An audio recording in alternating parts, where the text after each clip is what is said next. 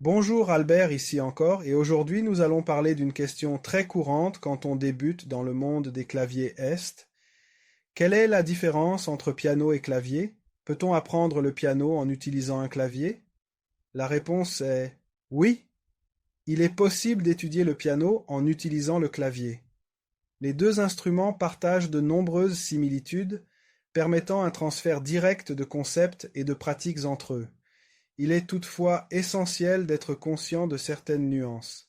La sensibilité et le poids des touches. L'action des touches est un point crucial. Les pianos acoustiques ont tendance à avoir des touches plus réactives et plus lourdes, procurant une sensation plus lourde lors du jeu.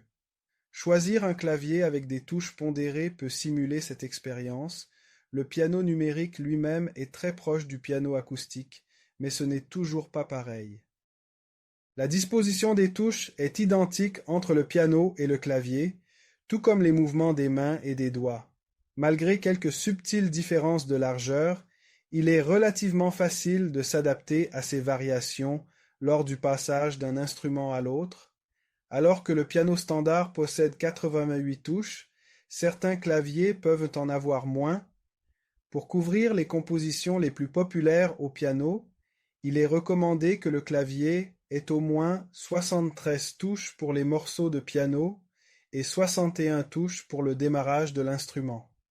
En termes de coût, les claviers sont généralement plus abordables que les pianos pour débuter ces études. Parlons des caractéristiques sonores. Alors que les pianos produisent du son de manière acoustique, les claviers sont des instruments électroniques offrant une large gamme d'options sonores.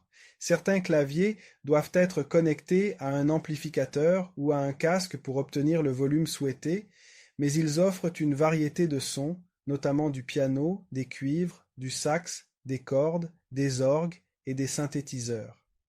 Concernant les dimensions et la portabilité, les pianos sont traditionnellement grands et fixes, tandis que de nombreux claviers sont légers et portables. La praticité du transport et du stockage favorise les claviers, les rendant idéaux pour les étudiants qui ont besoin de déplacer fréquemment l'instrument. Entretien. Les pianos et les claviers nécessitent un entretien régulier. Les pianos doivent être accordés, ce qui entraîne des coûts supplémentaires pour les professionnels spécialisés. Achat d'instruments. Les pianos et les claviers peuvent être achetés en ligne ou dans les magasins de musique locaux.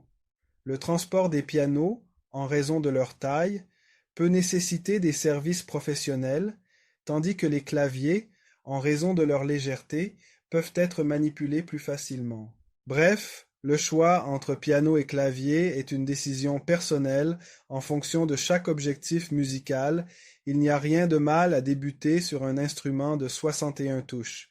Les deux instruments offrent des moyens intéressants d'apprendre la musique. Merci beaucoup et restez à l'écoute pour d'autres vidéos.